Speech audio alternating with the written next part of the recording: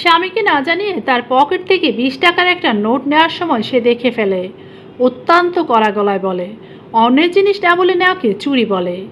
আমার ভীষণ আফসোস হচ্ছে, দেনমোহর সহ হাজার হাজার টাকা খরচ করে ঘরের মধ্যে চোর নিয়ে এসেছি। অবাক হইনি, কষ্ট পাইনি, খানিকক্ষণ স্তব্ধ হয়ে দাঁড়িয়েছিলাম। শফিক তার কথায় অনুতপ্ত হয়নি, বরং কঠিন মুখে বলল, এভাবে দাঁড়িয়ে না থেকে নিজের কাজ করো। দ্বিতীয়বার এমন কিছু দেখলে তোমার আব্বাকে নালিশ করতে বাধ্য হব। তার কথার জবাব দিলাম না। কী বা বলতাম আমি? না জানিয়ে নেয়াকে চুরি তো বলে। তবে সে কি কারণ জানতে চাইতে পারতো না? শাসনটুকু আরও একটু কোমল হতে পারতো না? স্বাভাবিক ভঙ্গিতে রান্নাঘরে চলে গেলাম। চুলায় চায়ের পানি ফুটছে, এলাচের গন্ধ নাকে লাগে। খানিকটা অন্যমনস্ক হয়ে পড়লাম। আমাদের বিয়ে হয়েছে খুব বেশি দিন হয়নি, প্রায় 1 বছর। বিয়ের পর থেকে দেখি শফিক টাকা পয়সার ব্যাপারে খুব সচেতন। প্রয়োজনে অতিরিক্ত 1 পয়সাও খরচ করতে চায় না। শেষ কবে আমার হাতে টাকা দিয়েছে মনে করতে পারি না। আজ তাকে না বলে টাকাটা নিয়েছিলাম প্রয়োজনেই। বয়স্ক মহিলা শাকের ঝুড়ি নিয়ে বাড়িতে এসেছিল। রোদের মধ্যে হেঁটে তার অবস্থা ভীষণ কাহিল হয়ে পড়েছে। শাশুড়ি মা বললেন, বৌমা, কিছু শাক কিনে রাখো। শাকের টাকা নিতে ঘরে এসেছিলাম। শফিক ঘরে ছিল না। ওদিকে বিদ্যার অনেক তাড়া, সামান্য সময় দেরি করতে চাইছে না। শফিক টাকা পয়সা পকেটেই রাখে।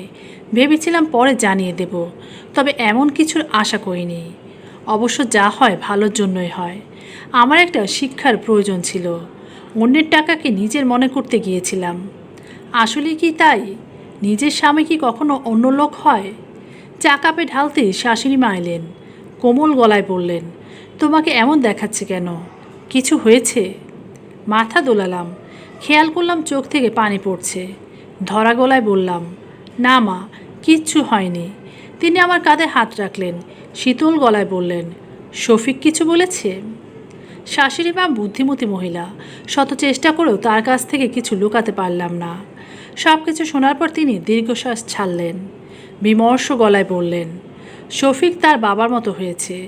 ওরা মনে করে মেয়ে মানুষের হাতে টাকা দিলে তারা নিয়ন্ত্রণের বাহিরে চলে যায়। ঘরের বইয়ের লাগাম ছাড়া উচিত না, এমন মনে করে কেন? মানুষের কি প্রয়োজন অপ্রয়োজন থাকতে পারে না? আমি তো তাকে বলতাম, মন খারাপ করো না মা, কিচ্ছু কথার উত্তর কথায় নয়, কাজে দিতে হয়। আমি ঠিক বুঝলাম না। তিনি মুচকি হাসলেন, কোমল এবং স্নিগ্ধ হাসি। তাকিয়ে থাকতে ইচ্ছে করে। পরের দিন শফিক অফিসে যাওয়ার পর শাশুড়ি মা আমার ঘরে এলেন। 1000 টাকার 4টে নোট হাতে দিয়ে বললেন, নিজের পরিচয় তৈরি করার জন্য নিজেরই কিছু করা উচিত, তাই না? ফ্যাল করে তাকালাম। শাশুড়ি মা বললেন, তুমি নিজে কিচ্ছু করার চেষ্টা করো, আমার কাছে এর থেকে বেশি নেই। এটা খুব বেশি মূলধন নয়, তবে শুরু করার জন্য যথেষ্ট। মা, শফিক হয়তো রাজি হবে না। বিয়ের আগেই বলেছে এসব কিছু তার পছন্দ না। কিছু ছেলেরা মেয়েদের স্বাবলম্বী হতে দিতে চায় না, কারণ তারা মনে করে মেয়েদের নিজের পরিচয় হলে তারা স্বামীকে সম্মান করবে না, তাদের কথা শোনার প্রয়োজন মনে করবে না, সংসারে অশান্তি হবে, এমন নানান কিছু। কিছু পুরুষ মেয়েদের নিজেদের কৃতদাসী মনে করে। এগুলো কি ঠিক মা? কিছু তো নিশ্চয়ই ঠিক। আজকাল অহরহ সংসার ভাঙে, পরকীয়া, অশান্তি, এসবের কথা আর নাই বা বললাম। অনেকে টাকার গরমে স্বামীকে সম্মান করে না, অন্যের হাত ধরে চলে যায়।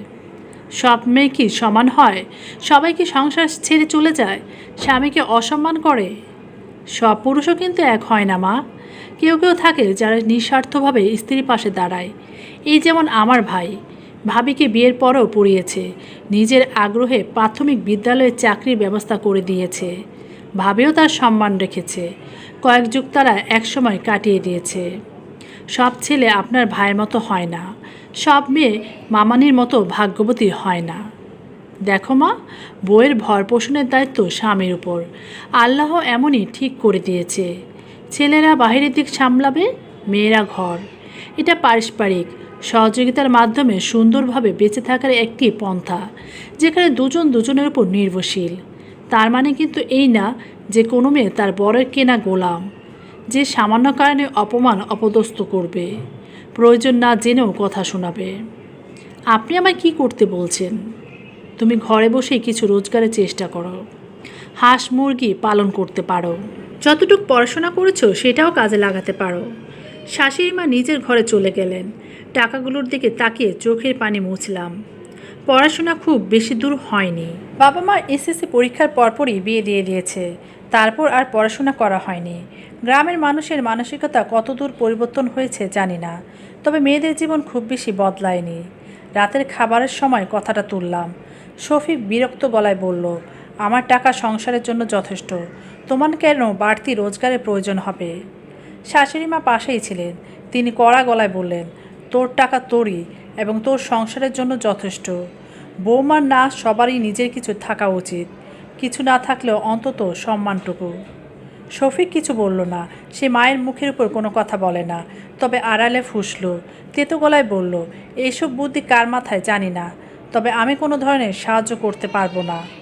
সত্যি সে কোনো সাহায্য করলো না। বহুবার বলার পরও বাজার থেকে হাঁস মুরগির বাচ্চা কিনে দিল না।